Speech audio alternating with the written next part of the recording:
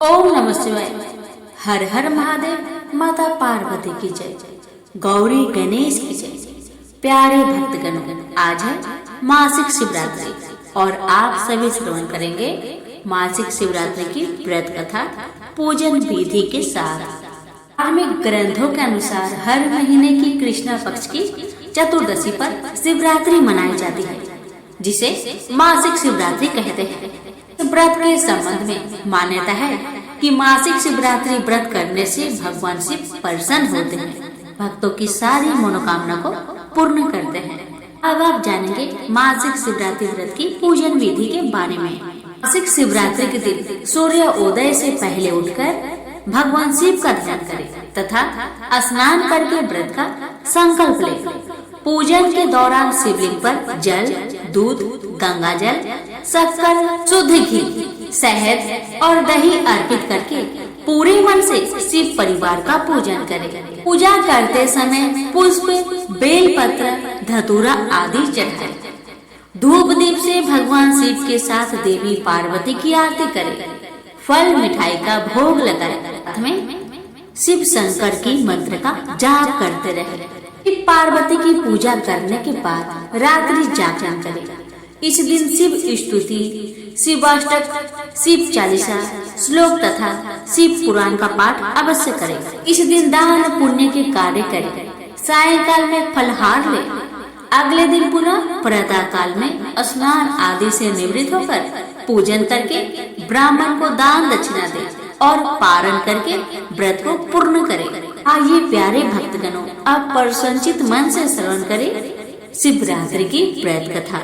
मासिक शिवरात्रि व्रत की पौराणिक कथा के अनुसार चित्रभानु नामक एक शिकारी था।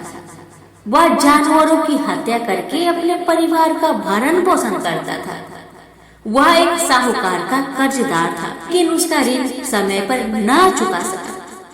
क्रोधित साहूकार ने शिकारी को शिव मठ में बंदी बना लिया। संयोग से उस दिन शिवरात्रि थी। शिकारी ध्यान मग्न होकर शिव संबंधी धार्मिक बातें सुनता रहा। चतुर्दशी को उसने शिवरात्रि व्रत की कथा भी सुनी। शाम होते ही साहूकार ने उसे अपने पास बुलाया और ऋण चुकाने के विषय में बात की। शिकारी अगले दिन सारा ऋण लौटा देने का वचन देकर बंधन से छूट गया। अपनी दिनचर्या की भांति वह जंगल में शिकार के लिए निकला, लेकिन दिन भर बंदी गृह में रहने के कारण भूख प्यास से व्याकुल था। शिकार खोजता हुआ वह बहुत दूर निकल गया। जब अंधकार हो गया तो उसने विचार किया कि रात जंगल में ही बितानी पड़ेगी।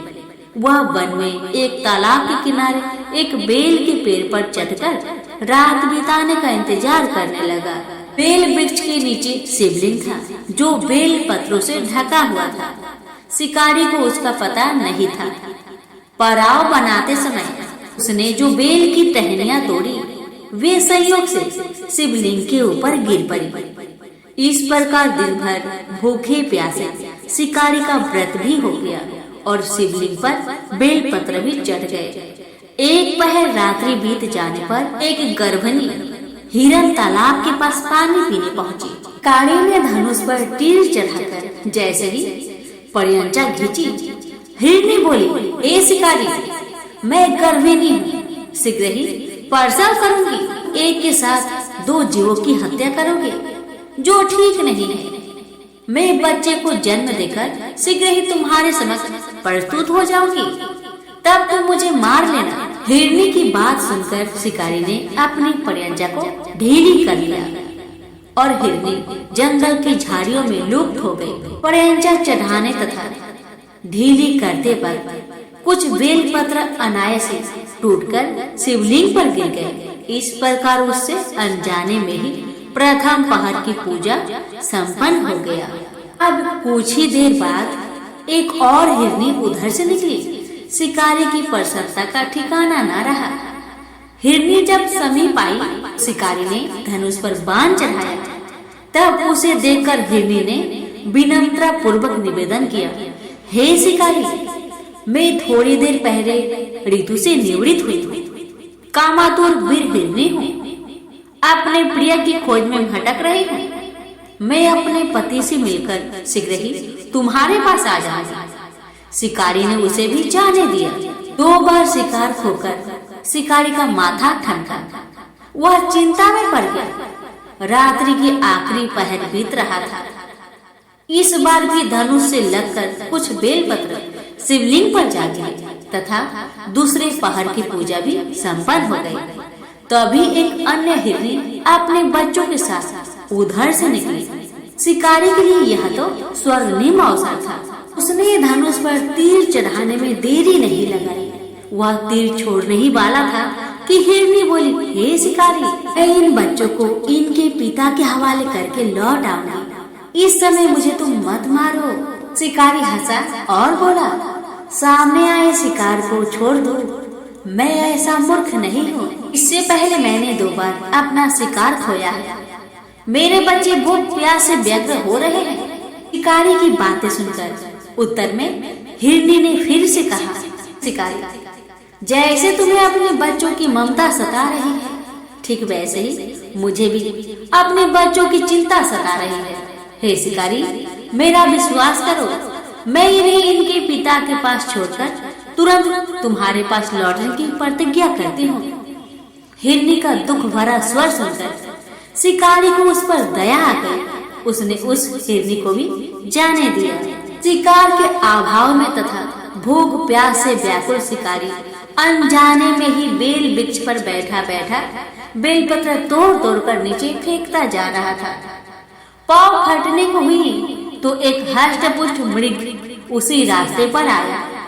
शिकारी ने सोच लिया कि इसका शिकार वह अवश्य करेगा। शिकारी की तनी परियंचा देखकर मृग विनीत स्वर में बोला, ए शिकारी, यदि तुमने मुझसे आने से पहले 3 हिरणों तथा छोटी छोटी बच्चों को मार डाला है तो मुझे भी मारने में विलंब ना करो, ताकि मुझे उनके वियोग का एक क्षण भी दुख ना सहना पड़े।